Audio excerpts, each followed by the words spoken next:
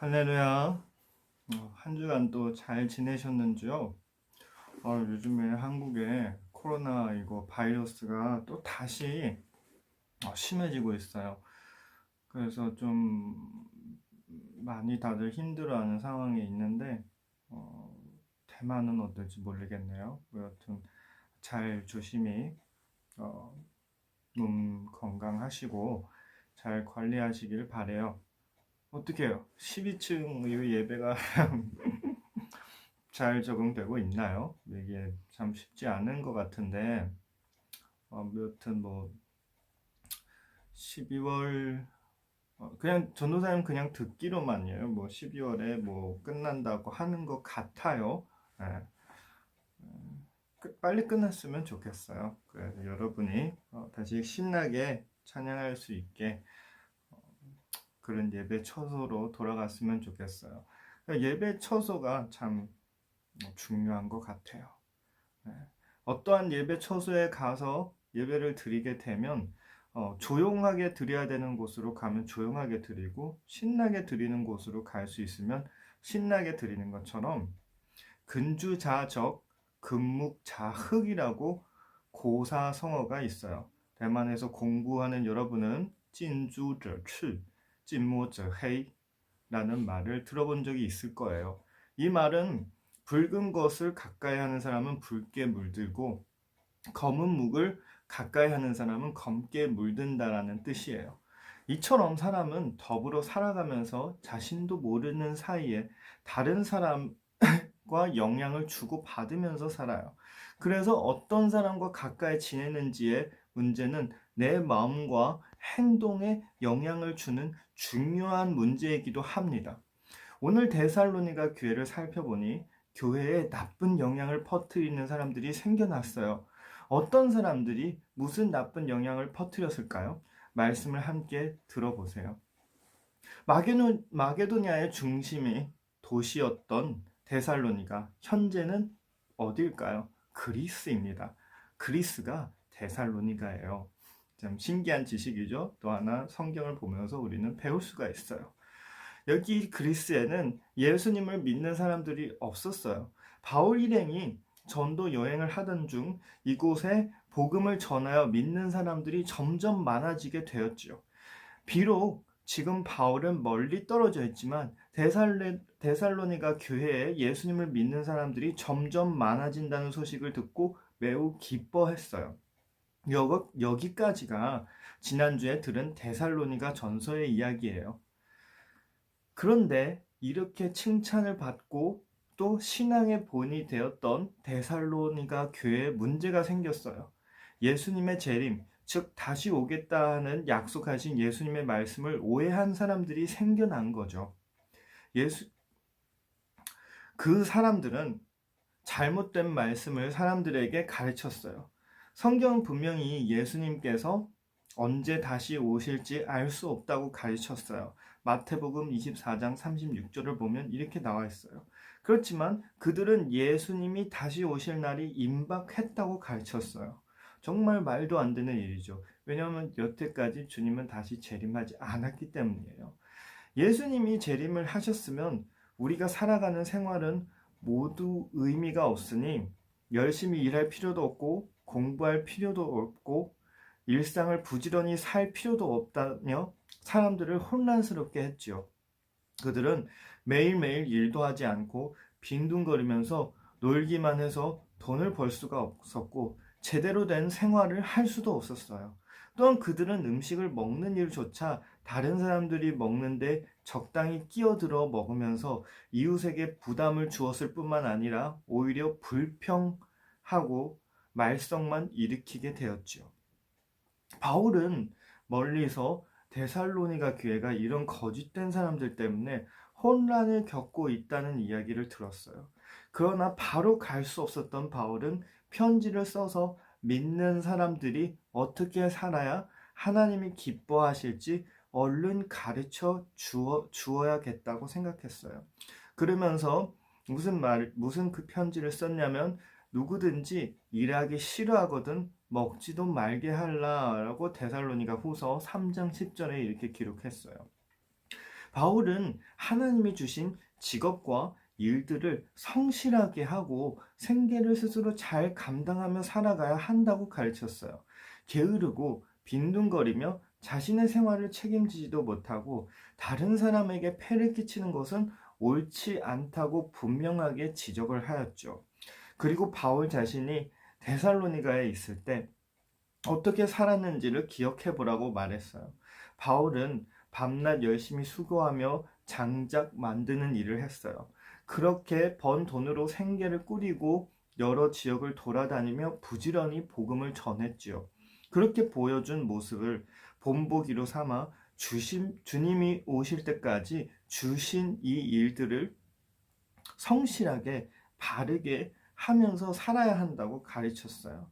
사랑하는 여러분, 우리는 예수님께서 언제 오실지 알 수는 없어요. 하지만 분명한 것은 예수님께서 다시 오실 날을 기다리며 살아야 한다는 거예요. 어떻게 해요? 예수님께서 본을 보여주신 대로 바울이 가르쳐 준 것과 같이 우리에게 주어진 하루하루를 성실하고 책임감 있게 바르게 살아가면서 그렇게 올바르게 살아가야 된다는 것이에요. 때론 많은 사람들이 신앙을 가지면서 이런 잘못된 방법을 쓸 때가 많아요. 기도를 엄청 많이 해요. 신앙생활도 열심히 해요. 그렇지만 행동으론 자기 삶 가운데서의 노력은 덜 하는 것이 덜 하는 사람들이 많이 있어요. 즉 하나님한테 하나님 저에게 100점을 주세요. 이렇게 열심히 기도를 했어요. 매주 교회도 나오고 심지어 매일 교회 나와서 기도도 했어요. 그렇지만 책은 안 펴요. 네, 여러분. 책을 피지도 않았는데 어떻게 100점을 얻을 수 있을까요? 또 어떤 사람들은, 어떤 청년들은, 전도사님이 예전에 청년부를 맡았을 때 어떤 청년들은 이렇게 신앙생활을 해요. 열심히 기도를 해요. 네, 대학 졸업하고 좋은 직장 달라고 열심히 기도를 합니다.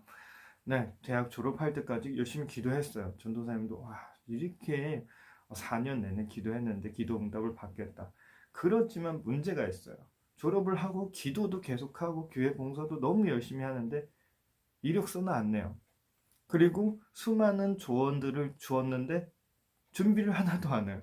예를 들어서 어떤 친구는 악기를 잘 다루니까 그러면 조금 더 음악에 대한 공부를 해서 뭐 예를 들어서 거리 공연 자격증이나 아니면은 심지어 유튜브의 지식을 공부를 해서 음악을 녹음하거나 아니면 거리에서 연주를 하거나 하는 건 어떨까 이렇게 얘기를 했는데 네네네 말은 하는데 준비를 하나도 안 한 거예요. 그러면 졸업을 하고 나서 막상 이렇게 하고 싶어도 자기 자신이 능력이 없으니까 무엇을 할 수가 없게 되는 거죠. 또한 우리가 하고 싶은 직업, 심지어 우리가 사고 싶은 물건을 위해 우리가 성실히 삶 가운데서 노력을 하고 예를 들어서 부모님처럼 열심히 돈을 벌고 그리고 그 돈을 천천히 모으고 잘 분배해서 사용하고 남은 돈으로 우리가 사고 싶은 걸 사는 것처럼 이 모든 것이 사실은 주님이 이 땅에 우리에게 주어진 이 하루하루를 이렇게 성실히 살면서 우리가 노력을 하면서 기도를 하면서 주님이 그 안에서 기적을 줄 수도 있고 그렇지만 또한 그 노력 안에서 하나님이 더 큰 축복을 주는 건데 그렇지 않을 때가 너무 많은 거죠. 오늘의 데살로니가 교회의 이 성도들처럼 이 잘못된 말을 듣고 주님이 곧 오시니까 성실히 살지 않아도 되겠다라고 착각을 한 것처럼 자기의 상상 속에서 살고 있는 거예요. 사랑하는 여러분, 정말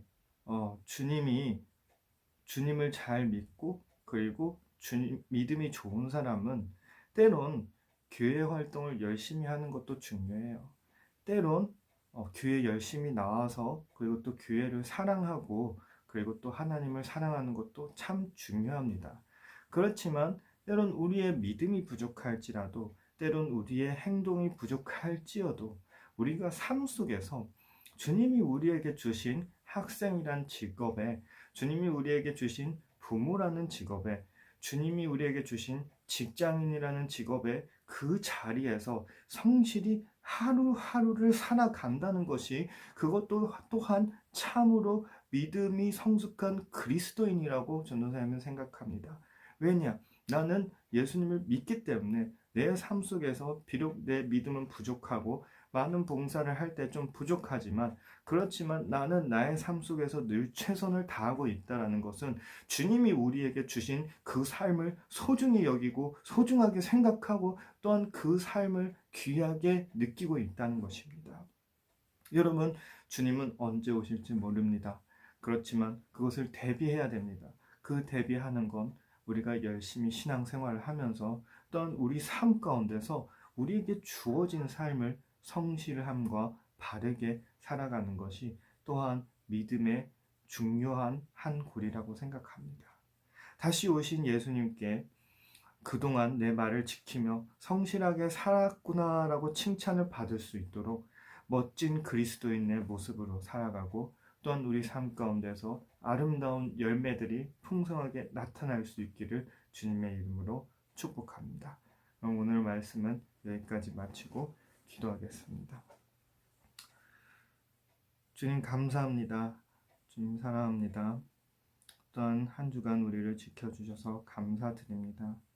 정말 오늘 주신 귀한 말씀처럼 주님 다시 우리의 삶을 되돌아보고, 또한 우리가 삶 가운데 맡은 모든 학생인 직분, 직장인의 직분, 부모의 직분, 선생님의 직분을 다시금 귀히 생각할 수 있는 시간이 됐을 거라 주님 믿습니다. 오늘의 말씀처럼 다시 우리의 삶 가운데서 우리에게 주어진 모든 것을 귀하게 생각하고 성실하게 하루하루를 살아갈 수 있도록 주님 힘과 지혜를 부어주시옵소서. 때론 성실히 사는 것이 힘들 수도 있습니다. 결론이 우리가 생각하는 것처럼 이쁘지 않을 수도 있습니다. 그렇지만 우리의 힘은 부족하나 주님 늘 우리가 하는 모든 일들, 우리 삶 가운데 모든 순간순간이 차고 넘치게 주님이 힘을 부어주시고 능력을 부어주시고 은혜를 부어주실 줄 믿습니다. 그 주님의 말씀대로 이렇게 열심히 살아가는 우리 모두에게 주님 합당한 은혜와 차고 넘치는 은혜가 우리 삶 가운데 넘쳐날 수 있도록 허락하여 주시고 그렇게 부어주실 줄 믿습니다. 또한 한 주간도 지켜주셔서 감사합니다. 다음 한 주간도 학업 가운데, 친구들과 지내는 가운데, 또한 우리 선생님들 직장, 학업 가운데 주님 지혜와 힘과 능력을 부어주시며 또한 한 주간도 승리할 수 있도록 도와주시옵소서. 모든 우리를 방해하는 어두운 권세는 주 예수님 이름으로 물러갈지어다. 또한 우리와 함께 동행하시는 주님, 늘 성령님의 은혜를 이 삶 가운데 부어주실 줄 믿으며 이 모든 기도는 우리 주 예수님 이름으로 기도드립니다. 아멘. 네, 한 주간도 수고하셨습니다. 또 다음 주에도 기쁘게 함께 예배를 드릴 수 있도록 전도사님도 말씀을 열심히 준비할 테니까 여러분도 건강 조심하시고 우리 다음 주에 그럼 또 만나요. 안녕.